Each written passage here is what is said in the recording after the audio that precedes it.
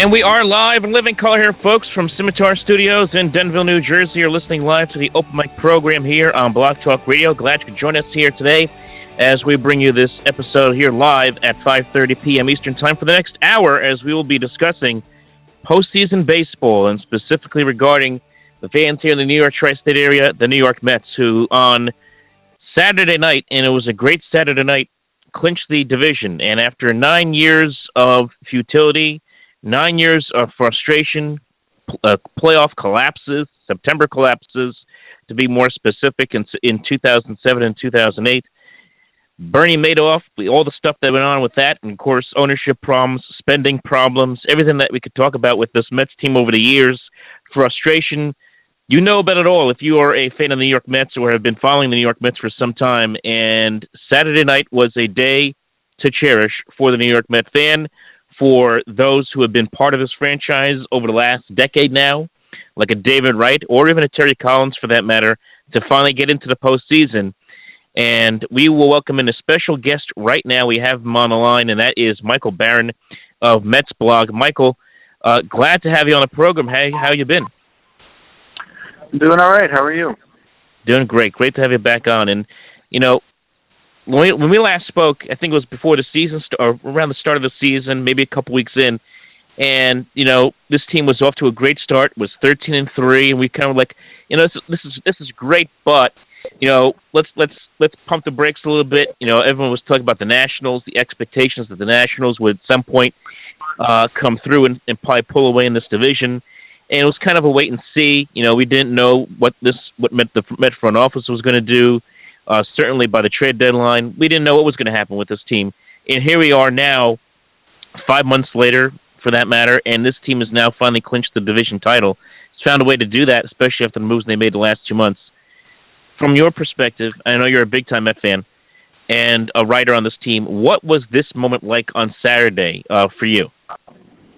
Well, I actually wrote about it a little bit. I was really, it was really subdued for me. Yeah. Because, you know, you mentioned a lot of the things that I've been through over the last, 9 years. You know, when I was just kind of, reminiscing, kind of like burning them in a pyre, if you will. And, sitting there watching them celebrate. You know, I was just going through each of the, each of those, terrible moments. All that stupidity that you mentioned, and the awkwardness, and I remember just almost being, I expected him to win the division, but there's still an element of shock involved. Considering, most sports franchises don't go through what the Mets have gone through and what an organization goes through, which, the financial crisis, the complete. Where they essentially turned the organization upside down and started over.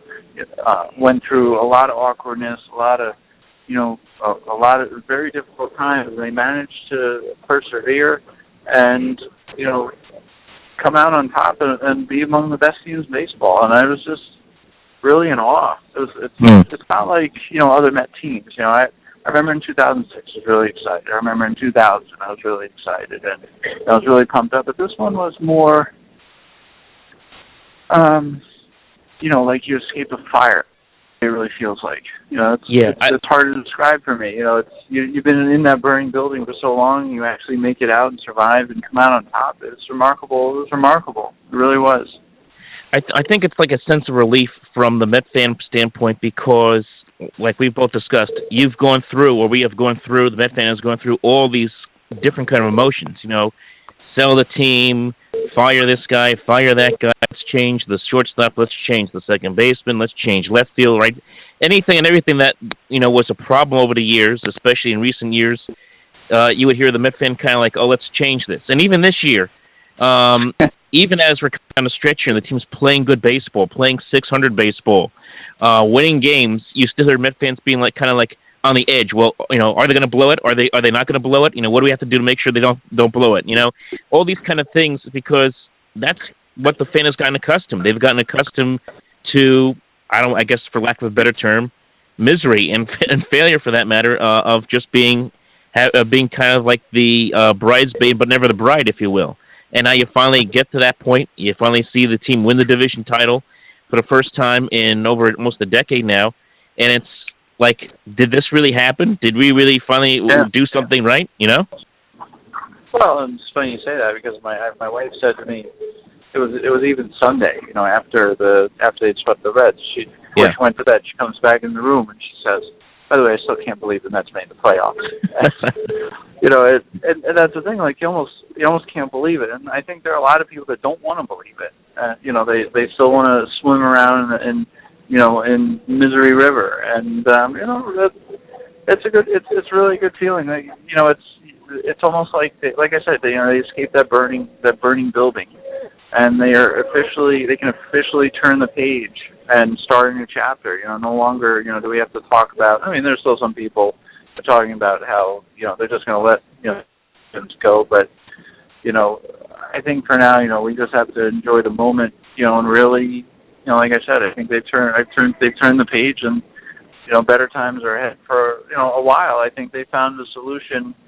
You know, they have a pipeline of people coming up through the system, and you know, it sure sounds like, you know, they're interested in retaining Yoenis Cespedes. They know what it's going to take. That's not to say they will, but it shows you know, like 2 or 3 years ago they weren't even interested in Yoenis Cespedes, and here we are. You know, he's a free agent and costs more, and you know, they happily agree to lift that clause in the contract. And I think that's just where the organization is right now. I mean, are they where they were 10 years ago financially? I mean, they only know that. I mean, none of us really know that for sure. But the fact that they'd even consider being in the game 3 years ago, they're not in the game, even if they wanted to be. So I think this is a big step in so many different ways, and you know, it's a good time. It's really a time of joy for everyone, and they're all, you know, I was with them in Philly yesterday, and they're all just on cloud nine. It's a remarkable feeling in the clubhouse, completely transformed. A couple things, you know, you brought up Yoenis Cespedes, and you know how people feel about, you know, what the Mets are going to do in the off season, and you know, I'm going to say that talking point for later in the off season, because we all know the columns are coming once the season ends, whether it ends in the NLDS, NLCS, or whatever. That, you know, will ownership spend the money necessary to bring in or to keep Yoenis Cespedes in town? We all know that's going to be coming. We know it's going to be a talking point that a lot of people are going to discuss back and forth, where the ownership's going to commit. I'm not going to get into that, and I'm certainly not going to say, well, you know, we've still seen what the Wilpons did in the past. I'm not going to discuss that today, because what's the point? It's about enjoying the moment, as you just said.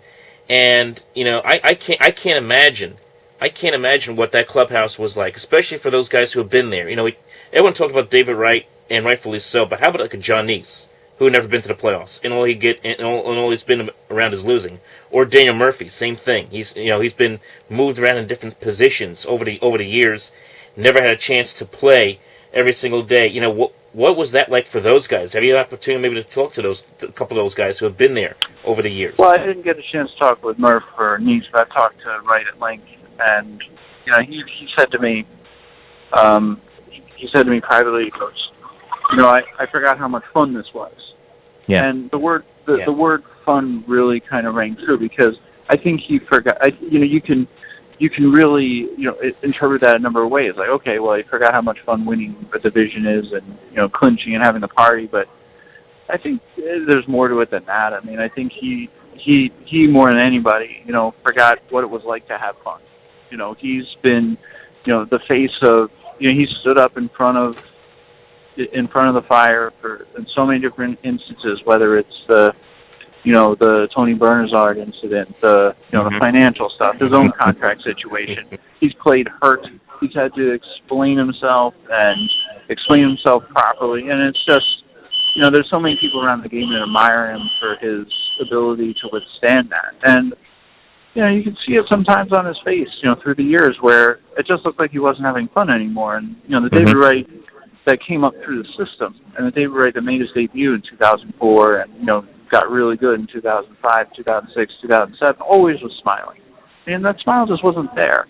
And, you know, when he said to me, you know, I forgot how much fun this is, I think it meant more than just winning the division and going to the playoffs. I think it hasn't been fun for him the last year, and especially the last 6 months, with his Yeah. with his dad back and everything. So, and I think we all know that's been going on longer than this didn't happen 6 months ago. So, I think the fact that he's finally able to enjoy playing baseball again, as rich as he is, I think that goes out the window once he puts on the uniform. And I think it's all about baseball and being a winning player. And I think he's finally returned some of that glory, and that's really important for him especially, because remember, he's a Mets fan too. He grew up a Mets fan. And, he's probably as happy as a fan and is having as much fun as a fan as he is as a player. And, maybe that'll lead to better times and healthier times for him too, better mindset. That's very important in baseball, as we all know. Baseball, as you know, and we all know, folks, is a very poetic game. And, sometimes there's moments that happen in a game that just kind of signify a moment, signify a time period, signify a point in history, whatever. And the home run that he had on Saturday night, the 3-run home run in the ninth inning, I know it's 7-2 going into that ninth inning. The game's pretty much won. But that just kind of put the icing on the cake, and I think that just took all the frustration, all the anxiety. Even heard Terry Collins say it in his interview where he said, now they're not going to take it from us, and that's just kind of an example of just all the years and all the frustration. And even all the frustration that Wright's going through, now they're not going to take it from us anymore. This is now our championship. This is now our championship to have and to hold. And, we're going to take this thing and we're going to run with it. And that's basically what that home run signified for me on Saturday night. It was just really the ending of all the frustration, the beginning of hopefully maybe a better tomorrow, if you will, for the New York Mets franchise as they get set for this postseason ride. Yeah, I agree. I mean, I view that as a purge of the last 7 years, like an official finality to the whole thing. And it couldn't have come off the bat of anyone better or more deserving.